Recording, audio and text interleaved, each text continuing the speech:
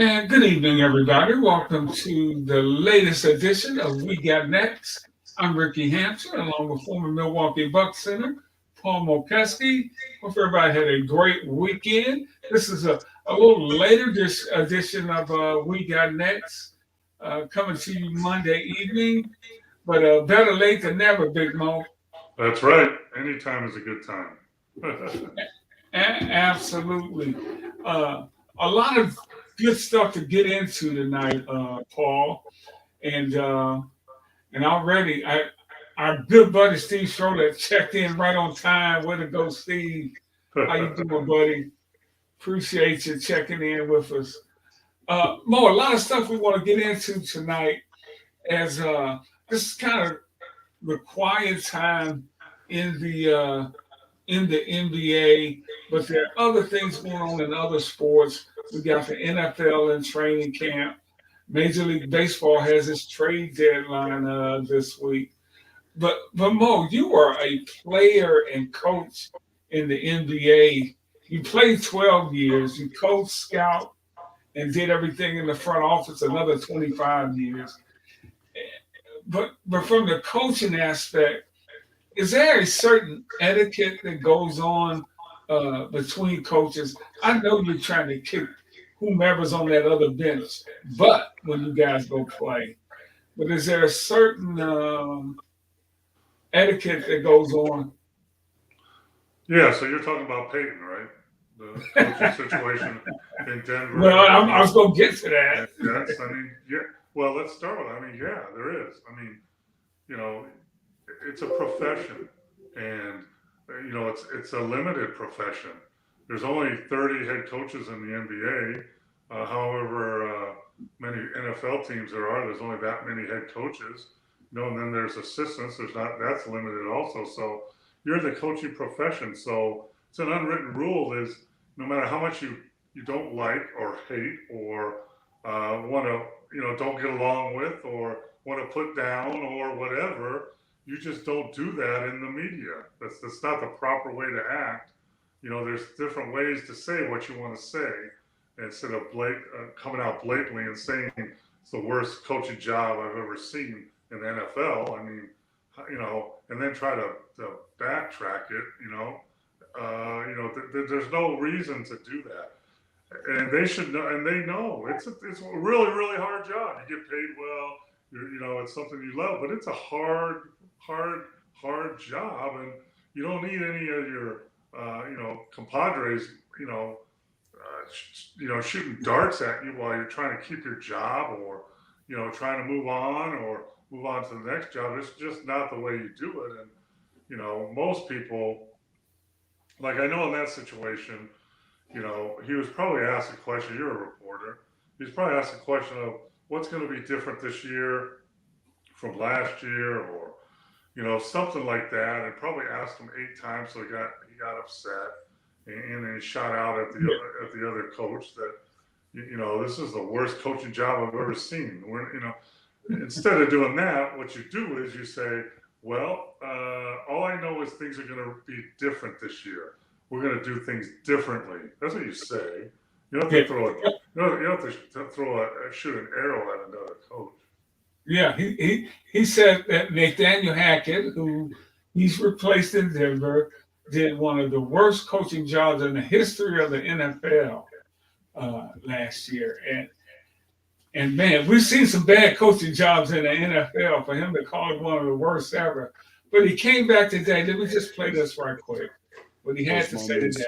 Jared, I had one of those moments where I still had my Fox hat on and not my coaching hat on. And, I said this to the team in the meeting yesterday. We've had a great off season relative to that, and I've been preaching that message. And here I am, the veteran, stepping in it. And, it was a learning experience for me. It was a mistake. Obviously, I needed a little bit more filter. There's a pound of flesh for these guys, and as a coach, you stick up for them. And after a while, we're past that season last year, and I said what I said, and obviously I needed a little bit more restraint, and I regret that. That being said, what I told the team is, if it can happen, and I think I'm pretty good relative to working with the media and pretty savvy. And I just had one of those moments. Jared's a good friend, real good at his job. And 2 lattes in the morning, first one I see, and 40 minutes later, I'm regretting it. So it is what it is.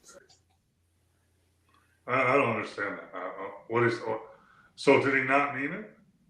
So he didn't mean it, or he doesn't mean it now, or he shouldn't have said it. I mean, that's a classic example of our society today, right? Social media. On social media, you can say whatever you want about whoever you want, and most of the time it's anonymously.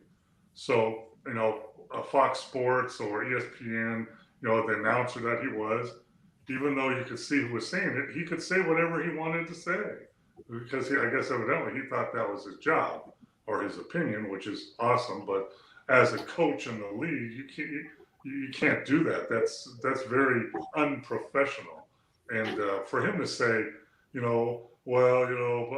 just blumbled around about, what did you? Someone should ask him. Well, hey, coach, did you mean it though? I mean, come on, man. And Aaron Rodgers. Here's what he should have said. Hey, I believe what I said, but I said it the wrong way. There you go. Yeah, and Aaron Rodgers, who Hackett, who was Hackett's coordinator in Green Bay, came to his defense and said, he is arguably my favorite coach I've ever had in the NFL. I thought it was way out of line, inappropriate, and I think he, talking about Peyton, needs to keep my coach's names out of his mouth. What is he at the Academy Awards? But Bo, when you're getting ready for a season, I know you just hate those, as you prepare a team, you hate those kind of distractions. And for the head coach to bring it on. Because he said in every meeting he's had so far, he's told his players, be good to the media, don't say anything stupid, let's do our business, and then he does it. It's so idiotic. And here's the kicker. I mean, the coach that he said it about, he doesn't give a crap. I mean, people have told him way worse things than that. I mean, but now it's blown out of proportion, and now Rodgers comes to his defense. Oh, thank you, like I need it.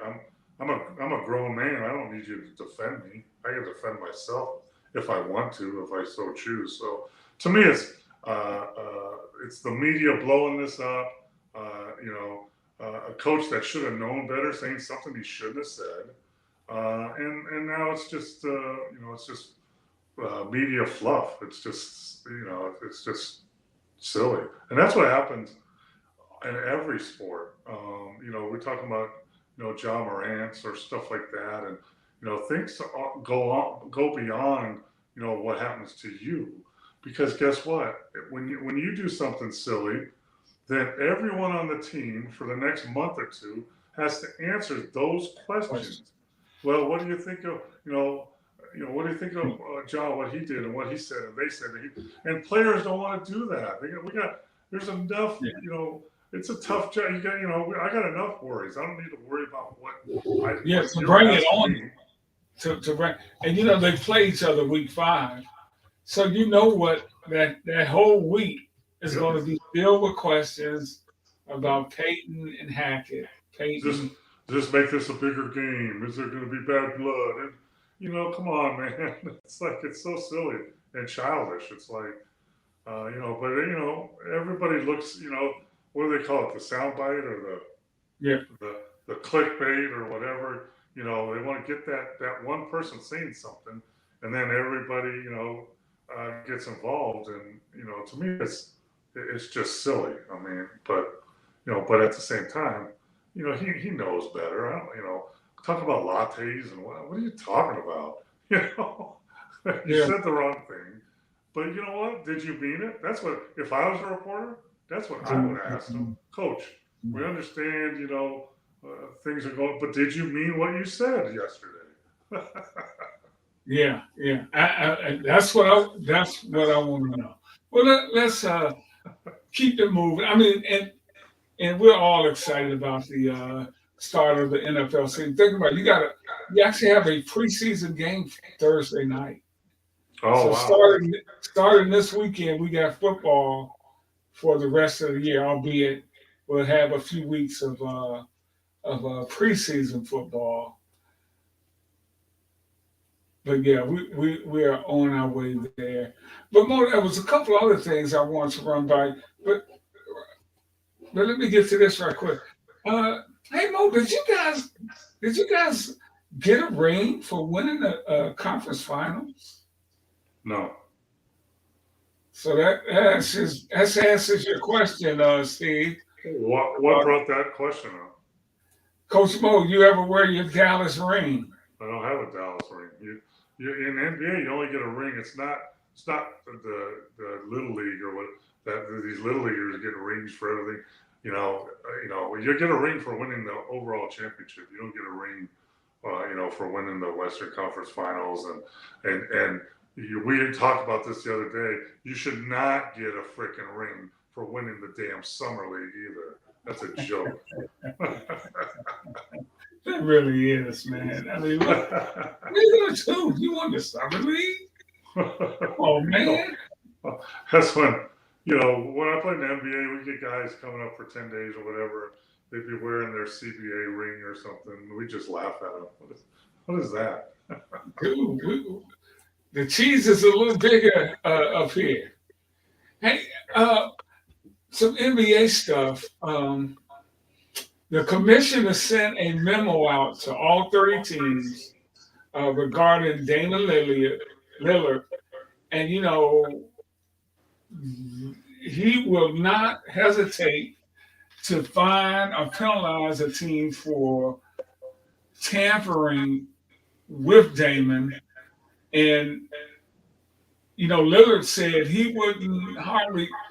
He didn't know if he would play to the best of his abilities if he didn't go to Miami. I thought he said he would. He maybe I got it right here. I thought he said he would. No matter where he plays next year, he's going to play to his abilities. Isn't that what he said? Let me see. I'm looking it up now. Yes. Yes. The league went on to clarify that Goodwin and Lillard, Goodwin is Lillard's Agent. agent, affirmed to us that Lillard would fully perform the services called under his player contract in any trade scenario. Yes. Yeah. So But to even bring that out hurts you. The fact that people are even discussing, well, he's not going to play for us. well, that's part of the deal too. I mean, back in the day, I'll say it like I remember Danny Ferry got drafted by the Clippers in the first round, and he said, "I'm not going to play for the Clippers," and he went over to Italy and played, and then came back. They made a trade to actually Cleveland. So players can, dictate some stuff, but Damian Lillard's under a contract where he makes 48, 53, 60, and $63 million a year for the next 4 years. And he signed that contract. So, he should, and he rightfully said, he and his agent said what he's supposed to say. I've signed my contract. If it's Portland or wherever they trade me to, I'm going to play to the best of my abilities. That's what the league wants to hear. And that's why we talk about the collective bargaining agreement, how I told you the owners are not happy with players like Simmons and hard demanding trades all the time. The owners are not happy with that. And the commissioner of the league are going to put their foot down about all that stuff. And this is part of it. Hey, now, Paul, it was his agent, Aaron Goodwin, who indicated early on that Lillard would not fully perform the services called under his contract. So they had to clean that up. So Yeah. that goes back. That's just like Peyton. Okay, are you going to do it or are you not going to do it? Well, Aaron Goodwin's been around a long, long time. I've known him for a long time, and he knows better than to say that. I mean, you can say it behind closed doors. You know, hey, listen, Orlando, if you make a trade for Lillard, you know, he's probably going to sit out or he's not going to be happy. That happens all the time, but you can't put it in the media that way. That's just, and he knows better than that. I mean, you know, that's so ridiculous. And, you know, the NBA is getting so, you know, players requesting trades is different than players demanding trades. And if you look at, you know, nothing has happened with Damon, you know, and it's taken a long time. August is the time where the NBA goes to sleep for a while. You know, coaches and general managers, everybody go on vacation in front offices, and you know, his salary and his contract is already limiting any teams that. So let's take it by who can actually afford him under the salary cap. That limits him. Who can make a trade that won't tear their team apart and still be successful once they get him? That limits him. And then have a team remaining that can actually compete that he wants to be on. That limits him. So he's very, very limited on where he can go in. Yeah. Hey, Mo, I was just watching his highlights. Who has the deeper range in your estimation? Uh, Lillard or Steph? I think Lillard might. I mean, he's a little stronger. You can see he's physically stronger. You know, but hell, you know, both of them can shoot crazy, and you know, you put a lot of guys in that. You know, Luka can do stuff like that. You know, I mean, you know, I think this was a clip right here where they were challenging each other and you know coming across half court and letting it fly. I mean, and it looks really impressive, but let's face it, if he's shooting 10 feet behind the 3-point line right here, he's going to probably, even as a good a shooter he is, he's not going to shoot 20% from there. So it's not a good shot, you know? Yeah, yeah. They all look good because we got them on a highlight reel. Yeah, you don't see him missing, which, and you know, those are kind of heat check times. You know, if I hit, you know, a couple threes, and I'm going to go ahead and get one off, and the defense is going to be up on me, so I'm going to have to shoot it deeper. That's, you know, that's part of the deal. But, you know, I would say Lillard probably has deeper range than Curry, but hell, you see Curry shoot from the tunnel, right? So Yeah. who knows? Hey, speaking of Steph, he, you know, came out of Davidson, University of Davidson, small school down in North Carolina, 7th pick of the draft. And he really credits his time in college for preparing him for the NBA. And, you know, that's interesting to hear when you got so many kids now who will go straight to the G League, or you got the overtime elite league. Guys go straight overseas. What what would you do, Mo, coming out today? Clearly, you were an NBA prospect when you came out. You were drafted. You played 12 years. How would you look at the opportunity today? Well, first of all, no teams frowned upon drafting younger players because they couldn't step into the NBA. Second of all, I played for 4 years in college at Kansas, and I bet after my freshman and sophomore year, I was not an NBA prospect until my junior or senior year. So, I went through that process, and you know, like everything is individual. So, if I had sons that were playing, it's individual on what you will do, what's best for you. Like I read that article, and he went to Davidson, a smaller school, instead of Duke or Kansas or somewhere like that, because number one, his coach McKillop was ahead of his time with the way he played. His teams played like the Warriors play. I was in Charlotte for a year. That's about 30 minutes down the road. I went to coaches' practices. I watched Curry in practice. I had meetings with him. I actually tried to get our youngest son, our 7-footer Brian, to go there. So I went there, and he knew at the right place because it's a great coach, up tempo, and everything was run for a step. I mean, they had a great point guard who I think led the country in assists that year. Number one, because he was passing to Curry all the time, but number two, he's a great passer, and he was allowed to shoot deep threes, and if he misses 8 threes in a row, he can shoot 8 more. So it was a good spot for him, and he knew it. So it's individual. Like if I had if I had my 7-foot son, I'm not sending him to Davidson probably now. I'm sending him to someone that uses big players and passes the ball. Probably Purdue. That's where I would send my 7-foot son if he was a low post player. Their coach feeds the low post. They play double high low post still, and their bigs get the ball all the time. So that's where I would send my son. So college is an individual choice of what's best for you individually. It's the coach, it's the system, and it's what you're allowed to do. And it's also personality. Now, players have a lot more options now. I mean, you talked about Overtime Elite, which is actually it's a high school program in Atlanta that's allowed to pay their players, and their players make between minimum of $100,000 to $650,000 for the season, and they go to school and they play basketball, but they only play basketball against each other, so they're playing high school, really high-level high school basketball is what it is. But you're allowed to, work on your game, and you're allowed to take shoe money and all that stuff. To play in the G League Ignite, you're talking about a different. You're allowed to play and make money, which you make probably.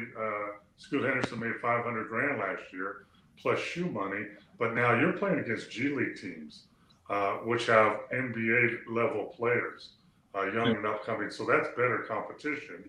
And then you could go overseas now. A lot of players can do that, and from China that you can make $1 to $3 million a year, but they take veterans to Spain, to France, to Argentina, and those players, make between 100,000 to 800,000 a year. So there's all these options that you have now, and you would have to look at your son, your client, your player, and say, what is best for us for next year?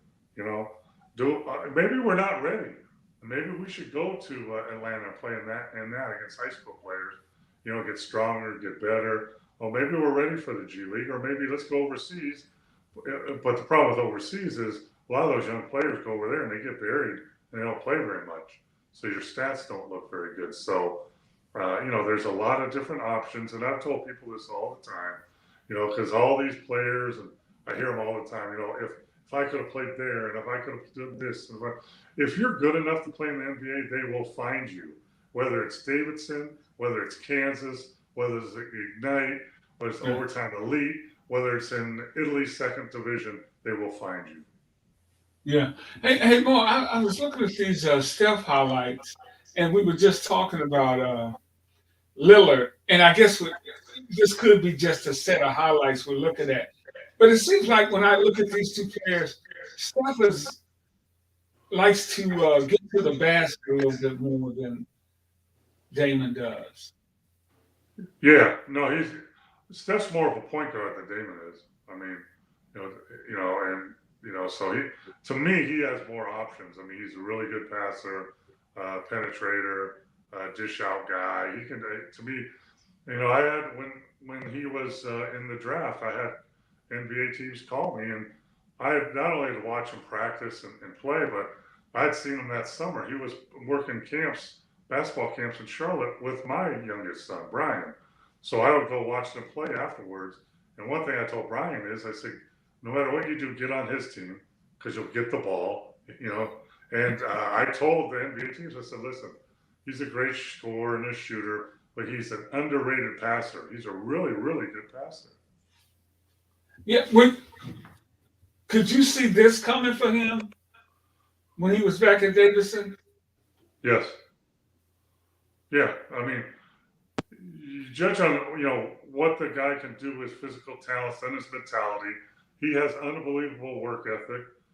He underrated, right? That's the show of his out now. And he's always had a chip on his shoulder. His dad was an awesome player and a very good coach. I could see all the things he could do that will transfer into the NBA.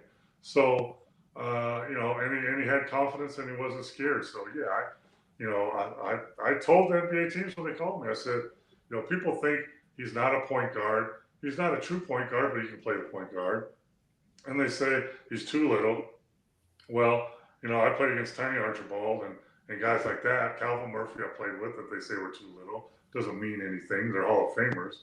And he can do all that, and he just had that mentality. Yeah. Hey, here's a great question for Steve. And we're so glad LeBron James' son, Bronny James, is out of the hospital back home uh, and recovering. Steve asked, Mo, would you both make LeBron's son quit if he was your son? Well, my I, answer is, I'm gonna put that in the doctor's hands. But go ahead, Mo. I wouldn't make him do anything. If he was my son, I wouldn't make him do anything. I would ask him, get a feel. I would talk to all the doctors. FYI, there's a USC player last year that had the same thing happen, and he had a very good season. He played. So, I would talk to my son. I would give him all the options. I would talk to the doctors, and then I would help him. I'd give him advice, but ultimately it's his decision. He's 18 years old. He can do whatever he wants. So, I'm going to encourage him, to take all the information and then follow your heart. And sorry, no pun intended. but Yeah. yeah, but it's not unusual that this happens to players when they come back and play and have successful careers. Kansas State had a guard that it happened to at Texas A&M. He had a great year this year. So, it's up to.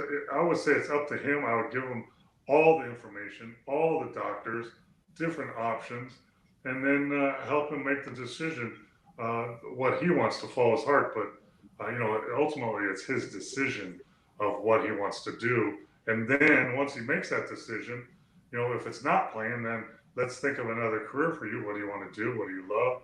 What do you want to follow? What do you want to study? And if it's basketball, then we're going to find out how do we get you into best shape? How do we take all the precautions so this doesn't happen again? Because let's face it, anything can happen to any one of us anytime. Just because you think you're cleared and you think you're playing and nothing can happen, that's not true. It happens all the time. So, I would not make him do anything. I would get all the options, and I would help him make the best decision that's in his best interest. Mo, what's your scouting report on Brian? Have you watched enough of him to see what No. kind of play? I mean, no, I've seen some footage like this, and I saw one game. I think he played the Nike game in Portland, which is pretty streaky. He's a really good 3-point shooter. He's athletic, but he's not as athletic as his dad. He's not nearly as big as his dad. He's a tweener. He's a 1-2. I've talked to a lot of people that they don't think he's a first-round draft pick. So, I think he's got a long way to go. And, this incident's not going to help him with NBA teams. It's another caution that NBA teams have to have him checked out thoroughly. That was the thing with LeBron when he was 18. I mean, he was already a grown man physically when he was 18. Yeah. Just look at him. I mean, look at Giannis. What pick was Giannis? He was second rounder, right? Or late? 15. I believe. Yeah, he's 15. But look at the picture of when his rookie year to what he is now. Yeah, doesn't even look like the same person. Yeah. So, but he obviously had a 7-foot frame where, Bronny is, 6'2", 6'1", 6', whatever he is. There's a zillion players that size, Yeah. Yeah. You're watching, We Got Next. I'm Rickey Hampton, along with Paul Mokeski, former Milwaukee Bucks. sporting a new Milwaukee Bucks lid tonight. That looks good on you, Mo. Summer League hat. Yeah, it was a couple of other items I wanted to get with you on. The, the NBA. Only in Vegas, baby. Only in Vegas. And hey, when Silver was out there, he dropped a line about Vegas. Well, it's not a secret that I think Seattle and Vegas are getting the next two teams, expansion teams, and I think they'll move Minnesota to the east where they belong, and then they'll have a equal. But I think it's going to be he's in 3 years when the TV contract is up and renegotiated, and there'll be a team here in Vegas, and I think there'll be one in Seattle also. Yeah. Hey, Joel Embiid, the Sixers MVP. Grant Hill talked to him the other day about playing with the USA team, and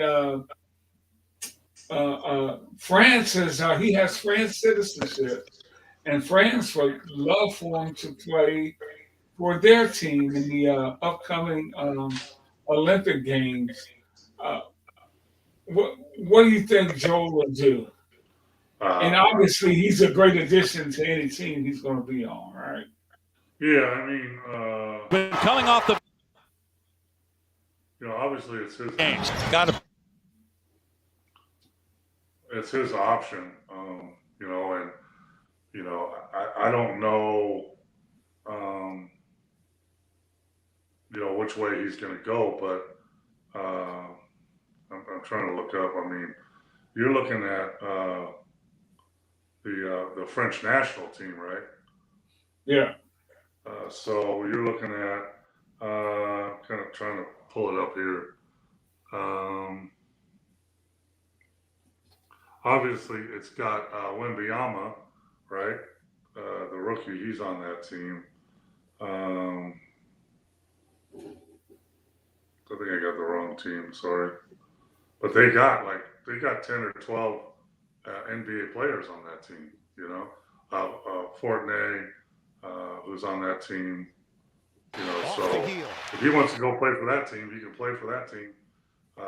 Rudy Gobert, Nicholas Bantam, Nada De Colo, who played for the Mavericks, Mustafa Fall, Evan Fournier, all these guys are NBA players that's playing on that team. So, it's his choice. I don't know why he wouldn't pick the Team USA, because obviously he'd be on that team too. So, we'll see. It'll be interesting.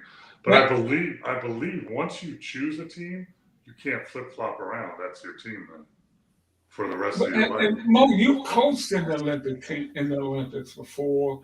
I think you coached a Great Britain team. You were part of that staff.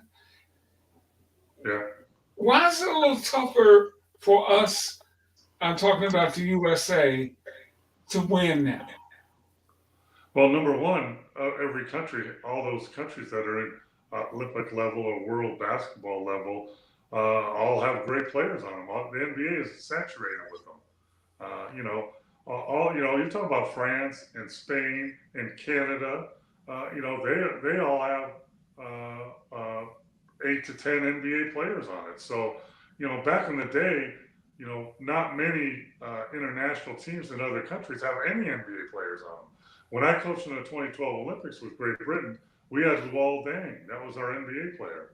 Then we had some good players that played professionally, and nowadays, Slovenia has Luka, and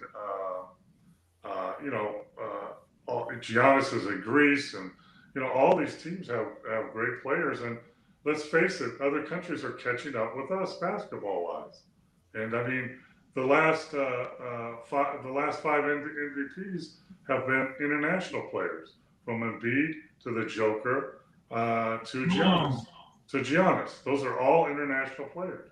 I hadn't thought about that. You're absolutely right. 5 of the last 5 MVPs have been, and then there's all the Lucas, and all these guys are great players. So they're catching up. We are sending this this summer we're sending the B team to the Worlds because we've already qualified for the Olympics for 2024. So, they're given the chance of younger players to step in and because you got to keep your program going. So, I wouldn't be surprised if the Team USA goes to World Championships and doesn't win the gold this year at all.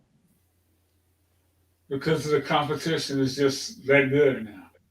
Yeah, I mean, I just listed the team, the French team. I mean, it's an NBA team. No, you're right. I'm looking here. I had some of the names on the team that we have going, and this is our second team. Yes. So younger That's team. going. Yes. Let's see here. Cunningham. Oh, here we go. No, this is the USA Select Team roster. This is the third team. A lot of young kids, including guys like Chet Holmgren, is going to go there. Hey, that's a practice team. Right. Hey, you saw Jamal Murray when you were in Canada. You were coaching in Canada there. You guys getting ready for Olympics over there? No, you saw young Jamal Murray? No. I was coaching a pro team that practiced at the same gym with Orangeville Prep, one of the best prep teams. They had Thonmaker, Jamal Murray, and the guard from Memphis that they didn't re-sign. I can't remember his name. Dylan? Yep. They had all three of those guys were on the same team. Wow. Yeah, I'm gonna find that. I'm gonna find that USA team before we get out of here. I had it. I mean, if you look, I'm trying to pull it up too. I don't know. If you look at the Canadian national team too.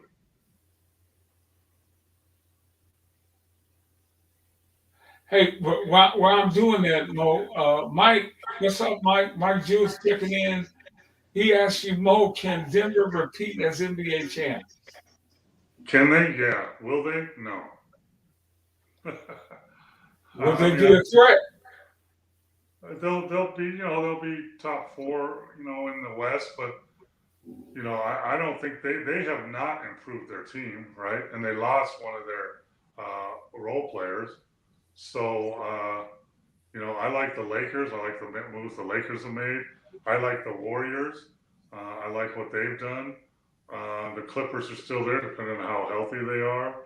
I'm trying to think who else is out here that, well, the West is loaded. The West is loaded. Well, Sacramento's going to be better than they were last year, and they were good.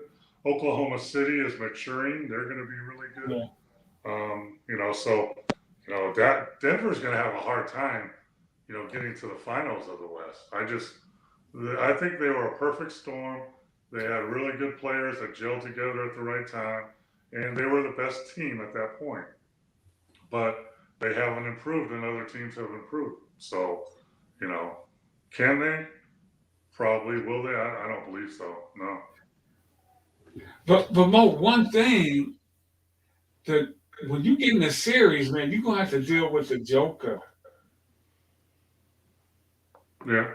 So I don't understand why Miami didn't play that Turkish guy, 7'2" guy, that they never played, that they should have played because he could have banged with the Joker, and but I don't know. You got LeBron and AD, healthy LeBron and AD. Oh, Phoenix. That's what Bradley Beal, Booker. That's what Steve says. Watch out for Phoenix. Yeah, and they got AJ whatever his name is. That's a big that can play the Joker. Aiden can play the Joker. He's big enough, strong enough. Yeah. So, Mike, what do you think about that, Mike? Mo says Your Nuggets have no chance. No. I didn't say that. I said it'd be an uphill climb. You know. Yeah. So Hey, so let's you look, know, right? Let's look. Uh, Nuggets have the Joker. They got Murray. They got Porter Jr. They got Gordon. Right. That's yeah. 4 players. So then you go down to Watson, Brown, I mean, how do you win with that? You just don't. You know. I don't Yeah. know. Here's the USA team that's going to compete in the FIBA from August 25th to September 10th in Manila. Banchero from Orlando, Mikal Bridges from Brooklyn, Brunson from the Knicks, Edwards from the Timberwolves, Halliburton from Indiana, Josh Hart from the Knicks, Brandon Ingram from the Pelicans, Jackson from Memphis, Cameron Johnson from Brooklyn, Walker Kessler from Houston, big center, Bobby Porters, and Austin Reeves. It's not a very big team, Mo. No. So that's going to be interesting too. It's going to be tough. That's why they have Portis on that team because he's a decent sized big. But in FIBA basketball, it's about threes. The game is much shorter, right? It's 8 minutes shorter. Technicals or personal fouls.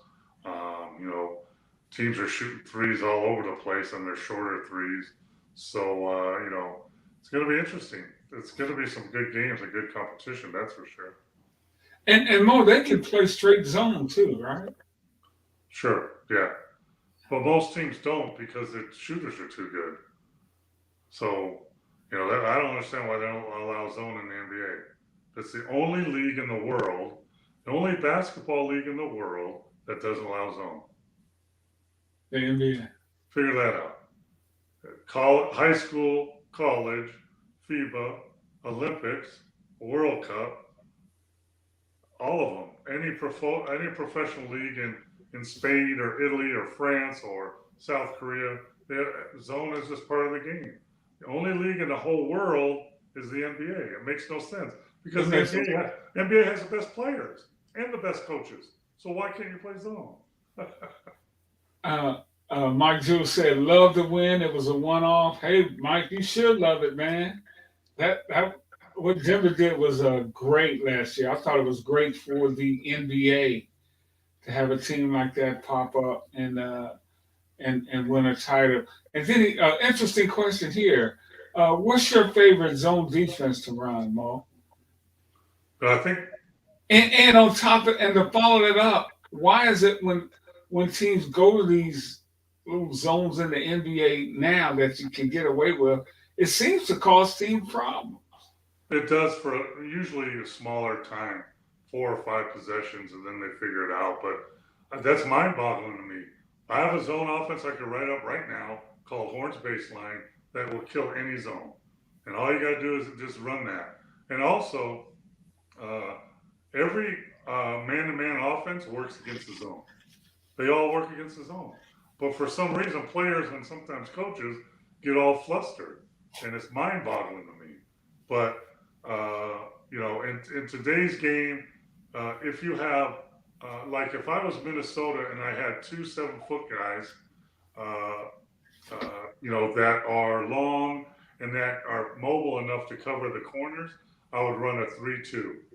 3 up front, 2 on the baseline. Both my 7-footers would be on the baseline by the basket and they cover the corners in the middle, and my 3 wings guards would cover the top and the wings of the zone. If I only had one big guy, I'd probably run a 2-3, where my big guy would roam the middle, and then my 2 other bottom guys would cover the corners and the wing, and my top guys would cover the top. So I like the 3-2 in today's professional basketball. Most teams run that.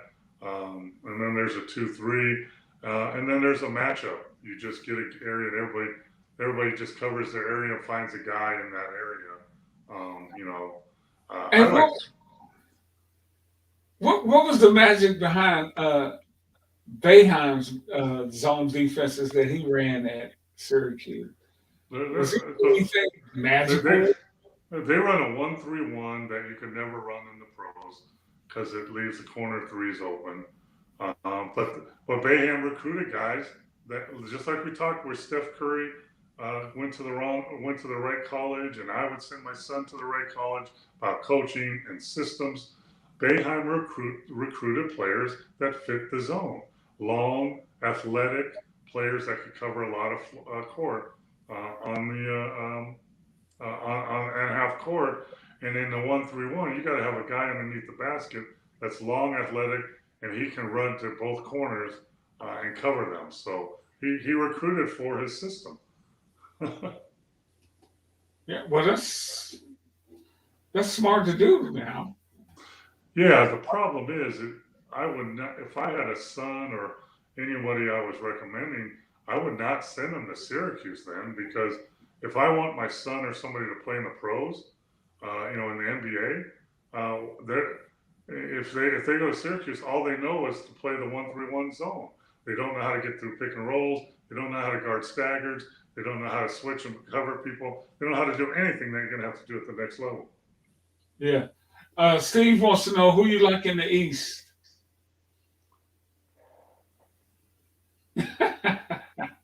I mean, duh. I think the Bucks are going to be there. I think Boston's going to be there. I know a lot of people are upset that they gave up Marcus Smart and they got Porzingis because they needed a big. That's why. Al Horford is old. He's a great backup big, but he's not a starting big. And you can't play Lopez and Giannis and Portis if you don't have a big. And Porzingis is a big, legitimate big that averaged 18 points and 12 rebounds last year. That's a good move. I think Portland's right there. Philadelphia has the talent, but they're never going to get it together, I don't think. But those are the top three teams that I see. Cleveland is a nice, young, upcoming team that's getting better. I don't think they're ready yet. But those Miami, depending on if they get Lillard or not and what they have to give up for him. But even if they got Lillard, which I would like if they gave up a Hero and a Martin and some picks. But the problem is they don't have a big either. Bam is not a center. Yeah. So they don't have a big, so that hurts them. I think it was a fluke. I don't know how I can say this, but I thought it was a fluke that Miami got in there. However, they did beat Milwaukee and Boston, so maybe not such a fluke. But Miami's they're tough out, and Giannis missed some time in that series also, so they had some things work their way, but they took advantage of every situation to get to.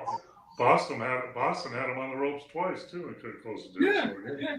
But that Boston, the firepower they will have with Porzingis, Tatum, and Brown. I mean, that's impressive. Yeah, here's the thing that hurts them. They don't have a point guard, so that's what Marcus Smart did. Marcus Smart was the heart and soul of the team. He was Defensive Player of the Year, and he was a point guard that passed the ball. And I don't know who they're going to get to fit that role this year. But Brogdon can't do that. Who's that? Brogdon can't do that for him. Who? Malcolm Brogdon. No, well, he can, but he's 6'7". I mean, he's not really a point guard. He's a wing. Yeah. That's what I think. I mean, and he was hurt too. He's been hurt all the time, but I think they upgraded. And I think the Milwaukee Bucks upgraded just by re-signing their players that they had. Well, Ben Simmons is fully healthy, and he'll be. I'm just telling you what the news says. Yeah, you just make me chuckle, man. I'm so happy for him. And he's ready to get to camp. It would be good to see him on the floor this year. Yeah, for who? Is he going to demand another trade? Or, I saw pictures of him this summer where he looks like a pro wrestler. He's all swole up. But, I hope he's been working on his jump shot, his confidence. His defense was there, but you got to be on. The best ability in the NBA is availability, and we all know he has. I don't know how many games he's played over the last 3 years, probably 20 or something. I'm not sure.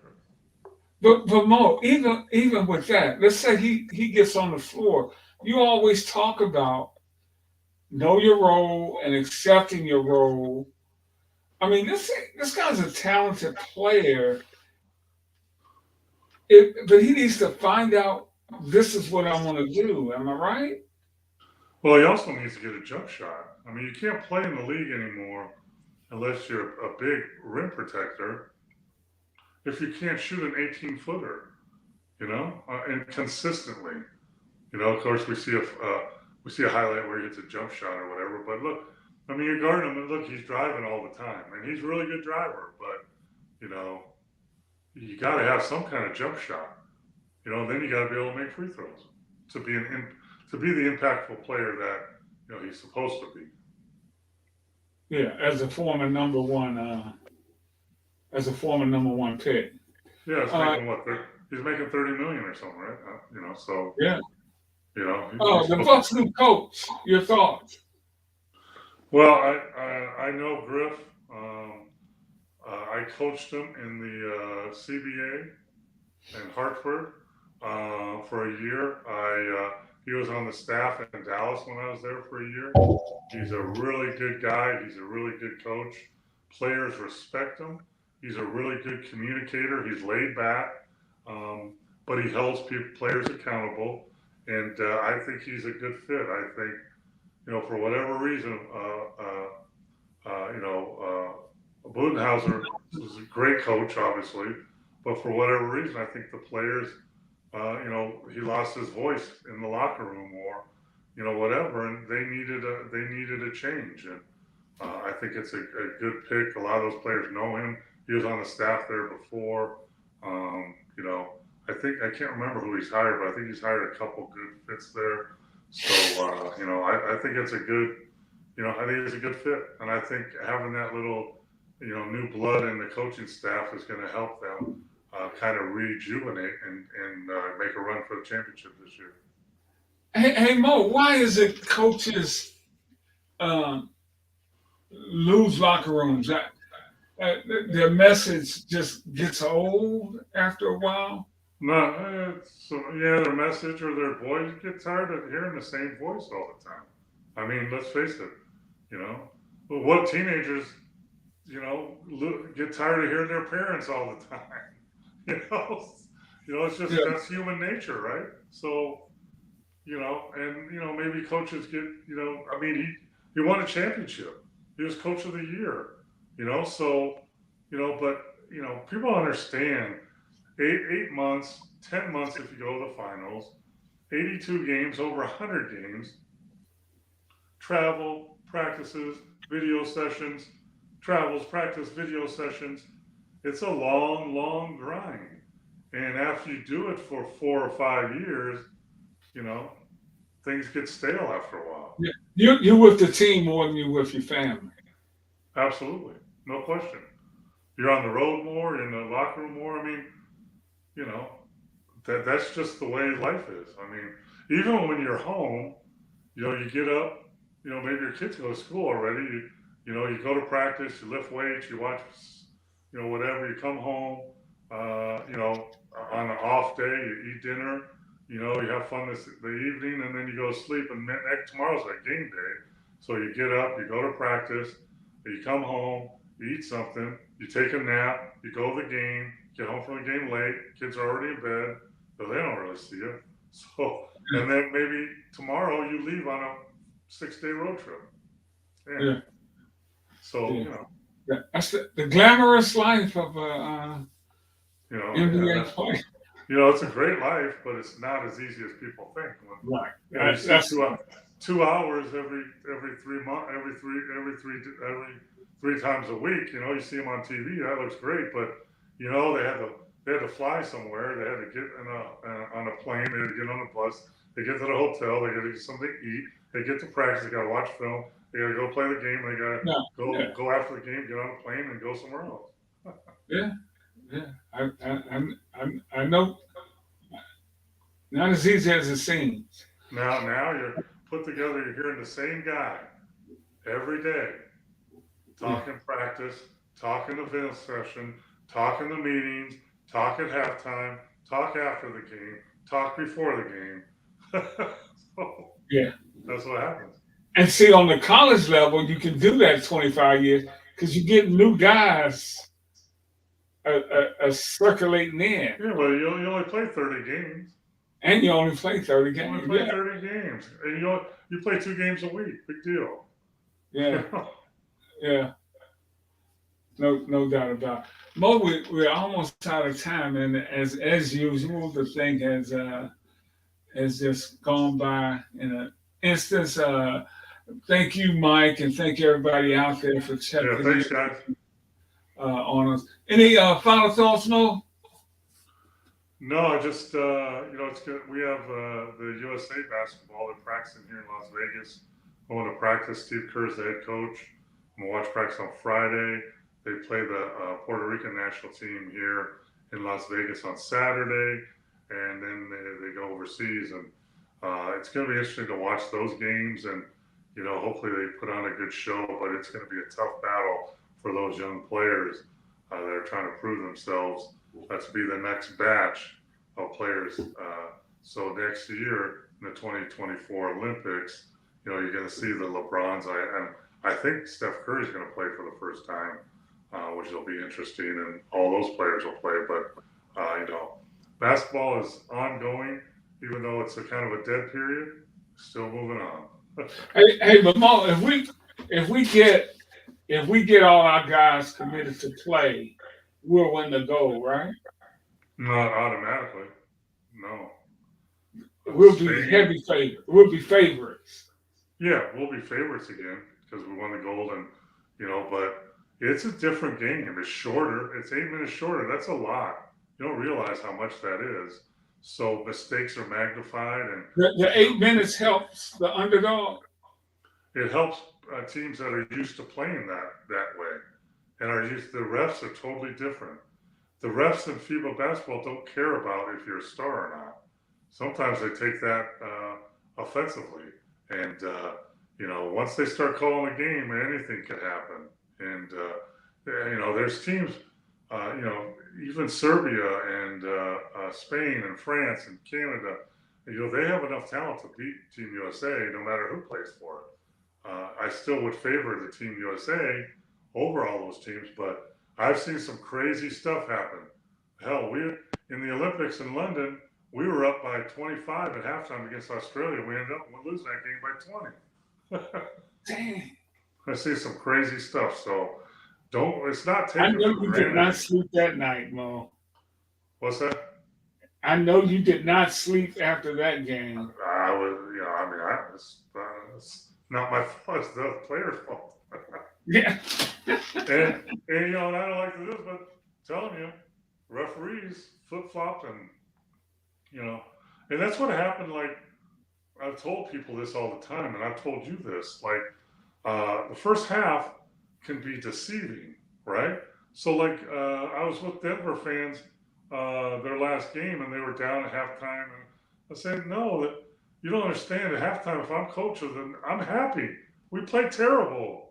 We couldn't make a shot, threw the ball away, and we're only down 6. That's really good. Because if we can play how we can, we're going to win this thing by 15. Don't worry about it. So in the first half of that game, every shot we made, it seemed like went in. Every break, every foul call, every out of bounds, we got the opportunity. And then in the second half, it flip-flopped on us. And boy, it was an avalanche. Yeah. Well, we're going to get out of here. Don't forget to check us out on Believe.com or anywhere you get your podcast. That's We Got Next. But you can go to Believe, BLEAD.com. Get this show, all our past shows. For Big Mo, Paul Mokeski, I'm Rick Hampton. We'll see you next Monday. Peace, everybody. Have a great week. Thanks for joining us. See you later, Mo. All right, man.